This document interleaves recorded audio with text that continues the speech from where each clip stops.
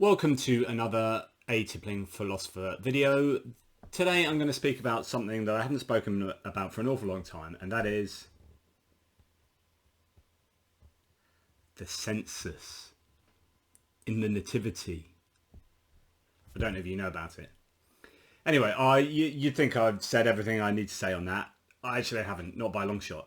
And I'm going to play you a little bit from Lydia McGrew's video again that I've analysed in a previous one of my own. And this is representative of an awful lot of apologists because this argument comes up loads.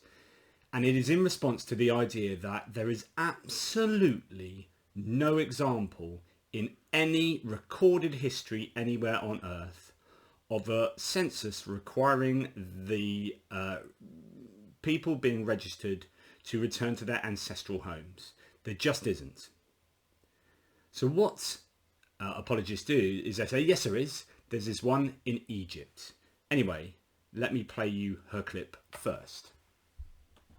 Luke. Now Luke says that everyone had to return to his own city. And then he says that Joseph returned to Bethlehem because he was, quote, of the house and lineage of David, to be enrolled with Mary, who was great with child. One might infer from this that everyone had to return to his ancestral city, but Luke doesn't actually say that. He says it was because he was of the house and lineage of David, but that connection that Joseph's family had with the lineage of David could have resulted in their continuing to have a connection with the town of Bethlehem and having a connection at that time so that they had property in Bethlehem at that time. And this was Joseph's home, even though he was living for a while in Nazareth and that he needed to return to Bethlehem to be enrolled because, indirectly, he was of the house and lineage of David. Nowhere does Luke say that everybody in the Roman world had to go back to his ancestral home from 1,000 years ago. And in fact, we have an Egyptian census around the year 100 where we actually see people being told to return to their own hearth or their own home. And I talked about this a bit in the previous video as well. The first thing I'll say here is that please refer to my previous video because I discuss in some depth that the idea is very clear that Luke is referring to returning to Bethlehem or going to Bethlehem because Joseph is in the ancestral line of David. The causal language is very clear here, and McGrew is precisely wrong in saying that Luke is not talking. Nowhere is Luke talking about this being an ancestral sort of type of census before then going on to try and give a precedent for it anyway. But it's very clear. Like Luke's language is very clear there, and I don't think she's justified in saying that. But yeah, please refer to my previous video for more information. There are several things to say about the claim. It is essentially just a completely false analogy. It is not relevant at all, and it should never, ever, ever be used in this way. It should never be brought into an argument about whether there is a precedent for a census to require people to return to their ancestral homes.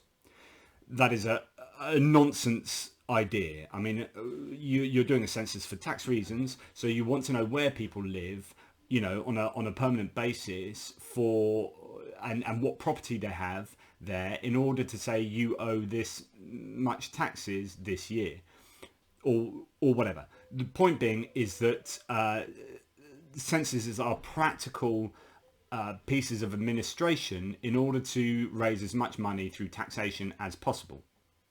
They are not theological contrivances requiring people to return, arguably across borders, but certainly across tax lines, to places that they don't live in order to register in a city that they will have nothing to do with and will have no financial connection to, and they do this because their ancestors at some arbitrary point in the past happen to have lived there.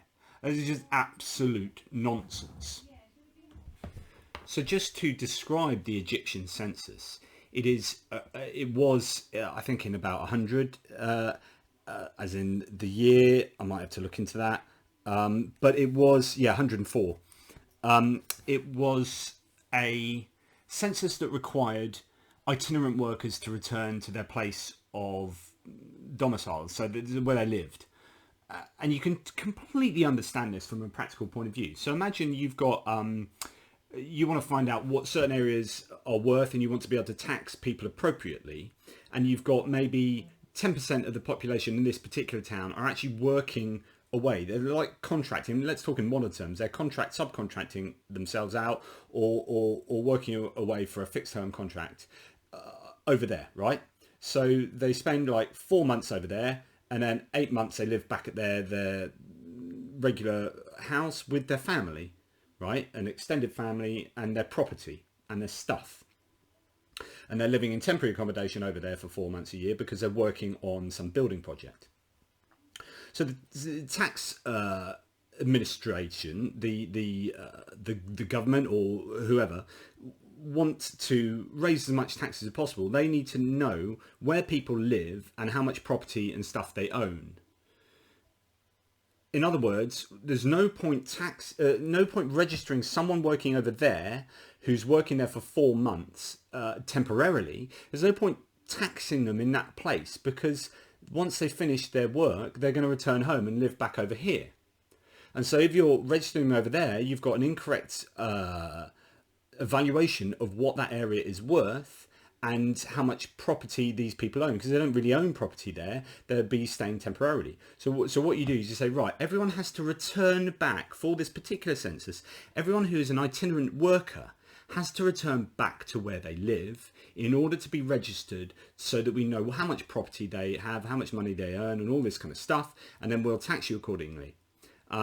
So workers had to temporarily just return back to their family homes to register themselves if they happen to have been working away. That's the census. So it is not returning to your ancestral home. It is returning to your actual home. It's literally getting itinerant workers to go home. Nothing to do with lineages and ancestral homes. Nothing to do with that. I mean, it makes me angry that Apologists and Lydia McGrew is better than this. She is better than that to bring in rubbish like this as some kind of precedent for what Luke is claiming, because it's not that. Sorry, it just gets my goat.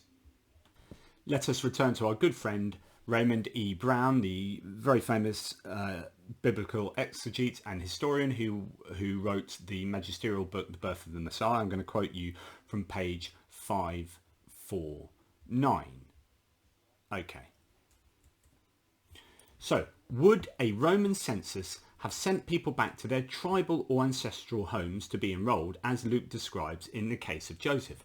We have no clear parallel for such a practice. Since enrolment was primarily for taxation purposes, the general Roman pattern was to register people where they lived or in the nearby principal city of a district, the city from which the tax would be collected.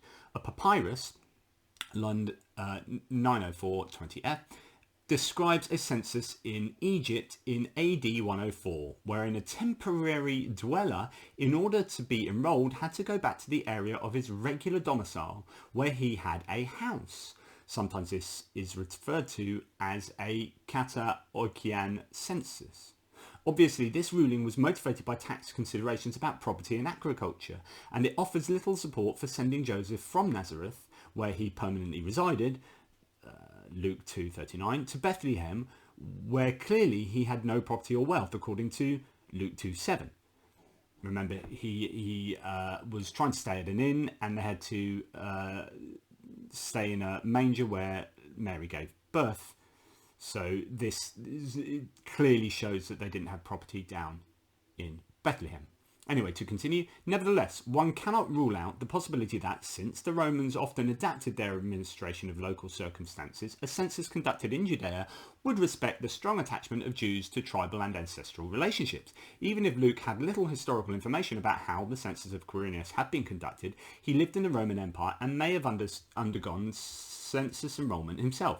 It is dangerous to assume that he described a process of registration that would have been patently opposed to everything that he and his readers knew. Yet, if we cannot confirm or deny the pattern of enrolment in ancestral cities which Luke depicts, his narrative seems to presume that the census of Quirinius affected Galileans. This is not factual for the census of AD 6 to 7, since at that time Galilee was not under Quirinius' direct supervision, but was a tetrarchy ruled by Herod Antipas, and so now we must raise directly the question as to whether there was an earlier census by Quirinius before Galilee and Judea were ruled separately. And then he goes on to investigate whether in fact that makes any sense of, Luke's claim makes any sense of the data, the historical data that we have, is whether Quirinius ruled twice and there were two censuses, so on and so forth. And I won't go into that. But the point is, you can't use the Egyptian census as a precedent for this census of Quirinius. It just doesn't work like that. Let us refer again to Raymond Brown on page 552. So on page 552, let me just get there quickly. It says, let us consider for a moment Josephus' description of the Quirinius census. Judea was reduced from the position of a Herodian tetrarchy and became a Roman province annexed to Syria in AD 6. And this is what I've talked about in the previous video. And Josephus, Antiquities 18, reports that Quirinius, who had been dispatched by Augustus to become legate of Syria, visited Judea, quote, in order to make an assessment of the property of the Jews and to liquidate the estate of Archelaus. At first, the Jews were shocked to hear of the registration of property, but most of them yielded at the intercession of the high priest. However, Judas the Galilean led a rebellion, becoming the founder of the nationalistic zealots movement, from Antiquities, book 18 again. Certainly the Josephus narrative would not lead us to suspect that the Jews were previously accustomed to Roman census and taxation. In speaking of the first census under Quirinius, surely Luke is referring to this well-known and even notorious census of AD 6 to 7, a census to which he again refers in Acts 5:37. And the final point about this is something I quoted from in the previous video, which is from page 396 from Raymond Brown again. And he says, thus we have here no real parallel to the Cataoician censuses in Egypt, where people were registered in the area where their home, oikia, or property was found. Luke refers to a census by ancestry. Remember, Luke is very clear in his causal language to saying that Joseph had to return to his ancestral home because he's in a lineage, the house of David. So that is why the census was taking place. It is a census about ancestry and not one about property and taxation. And yet he also says it's a Quirinius census for taxation. So you can't come away from this without thinking that Luke is just thoroughly confused. And then to use this Egyptian property tax and census and tax and apply it to an ancestral census and say that one is a precedent of the other is just disingenuous. It is disingenuous and pretty dishonest. Like, you can't do it. It's a false analogy, so don't do it. Don't do it. So any time you hear the mention of the Egyptian census in relation to and precedent for the census of Quirinius in the Gospel of Luke, just stop the conversation there and say, I'm sorry, no, you can't bring that into play here because it is not relevant. It is not a precedent. Okay, here you are, you've got it wrong. Anyway, thanks again. Question everything.